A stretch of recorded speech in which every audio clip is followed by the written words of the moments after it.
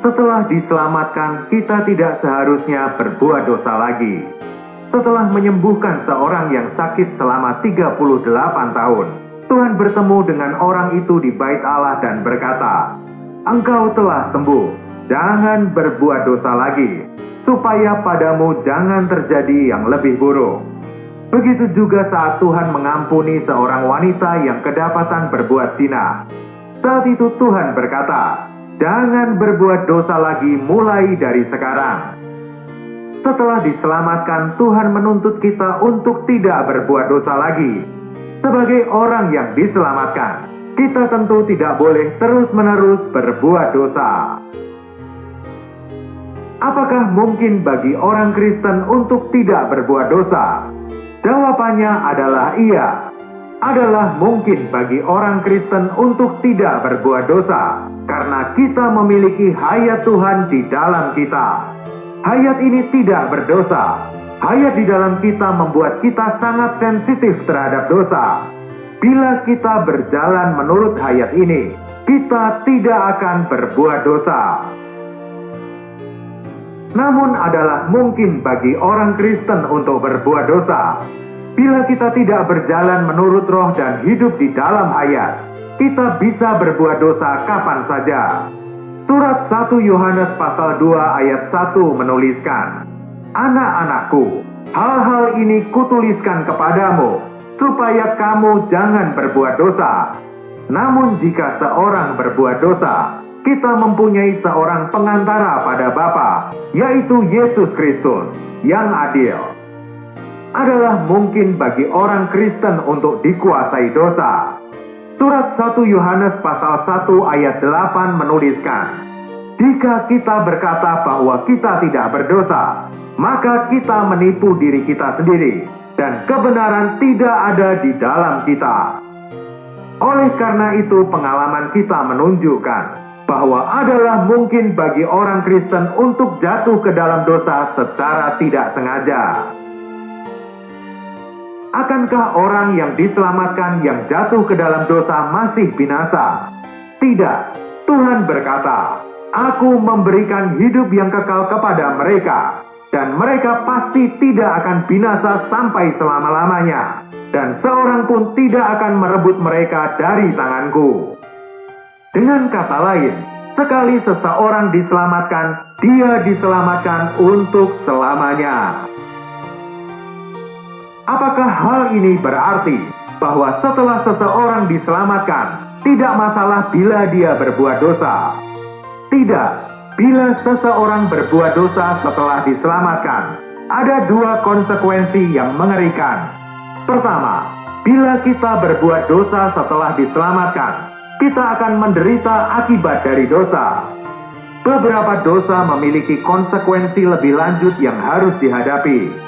Meskipun Allah mengampuni dosa Daud karena mengambil istri Uria, pedang tidak pernah menyingkir dari keturunannya sampai selamanya. Dosa itu seperti ular yang berbisa, bukan seperti mainan yang lucu. Bila kita tergigit olehnya, kita akan menderita.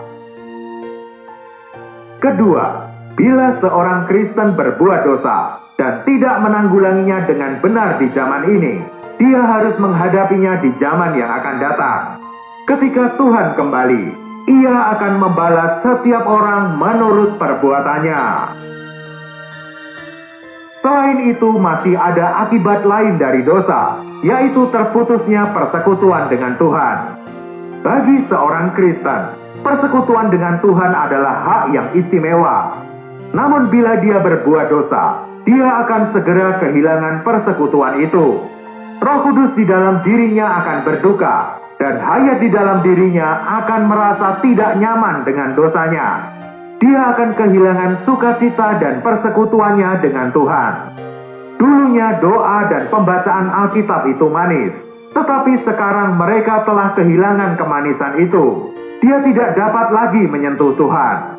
Sebelumnya dia sangat menghargai pertemuan gereja, tetapi sekarang pertemuan itu terasa hambar baginya. Ketika melihat anak-anak Tuhan, dia cenderung melarikan diri dari mereka. Kita tidak boleh longgar dalam perilaku kita. Kita tidak boleh mentoleransi dan menyerah pada dosa. Tetapi apa yang kita lakukan bila kita berbuat dosa? Bagaimana kita bisa memulihkan persekutuan dengan Tuhan? Ini adalah topik yang sangat penting dan kita harus mempelajari dengan cermat. Untuk menangani hal ini, pertama-tama kita harus menyadari bahwa Tuhan Yesus telah menanggung semua dosa kita di kayu salib. Semua dosa yang telah dan akan kita lakukan ditanggung oleh Tuhan di kayu salib. Kitab Bilangan pasal 19 adalah pasal yang sangat khusus dalam Perjanjian Lama. Seekor lembu betina merah yang digunakan menyiratkan hal yang sangat istimewa. Dalam kitab Bilangan pasal 19 ayat 2, Allah berfirman kepada Musa dan Harun, "Katakanlah kepada orang Israel, supaya mereka membawa kepadamu seekor lembu betina merah yang tidak bercela, yang tidak ada cacatnya, dan yang belum pernah kena kuk." Lembu betina merah itu disembelih dan dibakar habis. Saat dibakar, imam melemparkan kayu aras, hisop, dan kirmisi ke tengah api. Kayu aras dan hisop melambangkan seluruh dunia, sedangkan kain kirmisi melambangkan dosa-dosa kita. Kayu aras, hisop, dan kirmisi itu menunjukkan bahwa dosa seluruh dunia dikumpulkan bersama lembu betina merah, dan mereka semua dibakar bersama. Di sini kita melihat gambaran salib. Tuhan Yesus menanggung semua dosa kita. Dosa-dosa baik yang besar dan kecil semua ada di sana. Dosa masa lalu, masa kini, dan masa depan juga ada. Semua dosa ada pada lembu betina merah itu, dan mereka semua dibakar bersama. Setelah semuanya dibakar, Bilangan pasal 19 ayat 9 menuliskan, "Maka seorang yang tahir haruslah mengumpulkan abu lembu itu, dan menaruhnya pada suatu tempat yang tahir di luar tempat perkemahan, supaya semuanya itu tinggal tersimpan bagi umat Israel untuk membuat air pentahiran. Itulah penghapus dosa." Inilah yang menjadikan lembu betina merah itu istimewa. Abunya dikumpulkan dan disimpan di tempat yang tahir. Setelah itu, bila ada orang Israel yang menyentuh sesuatu yang najis, orang lain dapat mencampur abu itu dengan air dan memercikkannya ke atas orang najis itu. Abu itu dipersiapkan untuk masa depan. Hal ini menunjukkan aspek lain dari pekerjaan Tuhan Yesus. Khasiat penebusan Tuhan dilambangkan dengan abu lembu betina merah. Dosa seluruh dunia ada di dalamnya, dan darah juga ada di dalamnya. Setiap kali seseorang menjadi najis atau menyentuh hal yang najis, ia hanya perlu mengambil abu lembu betina merah yang telah dipersembahkan, kemudian mencampurnya dengan air dan memercikkannya pada tubuh. Penebusan Tuhan menyelesaikan segalanya. Dia membuat persediaan untuk semua kenajisan dan dosa-dosa kita di masa depan. Semuanya telah diselesaikan sepenuhnya oleh penebusan Tuhan. Abu adalah suatu hasil akhir dari pembakaran. Abu tidak dapat menjadi rusak atau berubah menjadi sesuatu yang lain. Abu lembu betina merah menandakan khasiat penebusan Tuhan yang tidak berubah selamanya. Kita dapat menggunakannya kapan saja. Dengan kata lain, abu lembu betina merah itu menunjukkan bahwa pekerjaan salib di masa lalu dapat kita gunakan saat ini. Kita dapat mengatakan bahwa efektivitas salib mencakup semua kebutuhan kita di masa depan. Bersyukurlah kepada Tuhan bahwa penebusannya cukup untuk seluruh hidup kita. Kematiannya telah menghapus segala dosa kita. Di pihak kita, surat 1 Yohanes pasal 1 ayat 9 menuliskan, "Jika kita mengaku dosa kita, maka Ia adalah setia dan adil, sehingga Ia akan mengampuni segala dosa kita dan menyucikan kita dari segala kejahatan." Dalam ayat ini, kata "kita" mengacu pada orang percaya. Ketika seorang percaya berbuat dosa, dia harus mengakui dosa-dosanya. Hanya setelah mengakui dosa-dosanya, dia akan diampuni. Amsal 28 ayat 13 menuliskan, Siapa menyembunyikan pelanggarannya tidak akan beruntung, tetapi siapa mengakuinya dan meninggalkannya akan disayang. Ketika orang percaya berbuat dosa, dia harus mengakui dosanya. Pengakuan berarti berdiri di sisi Tuhan dan menilai dosa sebagai dosa. Melakukan dosa berarti bahwa kita berdiri di sisi dosa, menjauh dari Tuhan. Sekali kita berbuat dosa, kita jauh dari Tuhan. Kolose pasal 1 ayat 21 menuliskan, "Juga kamu yang dahulu hidup jauh dari Allah dan yang memusuhinya dalam hati dan pikiran, seperti yang nyata dari perbuatanmu yang jahat." Dosa menjauhkan kita dari Allah. Kita mengakui dosa, berarti kita kembali ke sisi Tuhan dan mengakui bahwa apa yang kita lakukan adalah dosa. Hanya mereka yang berjalan di dalam terang dan yang memiliki perasaan yang mendalam serta penolakan terhadap dosa yang dapat memiliki pengakuan yang tulus. Orang percaya adalah anak-anak terang dan anak-anak Allah. Mereka bukan lagi orang luar, tetapi anggota keluarga Allah. Cara Bapa memandang dosa harus menjadi cara kita memandang dosa. Kita mengutuk dosa dengan cara yang sama seperti Bapa mengutuk dosa. Ketika anak Allah berbuat dosa, ia harus mengutuk dosa sebagai dosa, seperti halnya Bapa mengutuk dosa.